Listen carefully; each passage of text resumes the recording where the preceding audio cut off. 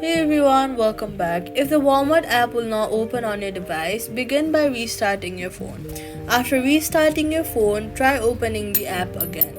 Then head over to your app store, settings, and make sure that your device operating system is up to date, as outdated system can sometimes cause compatibility issues.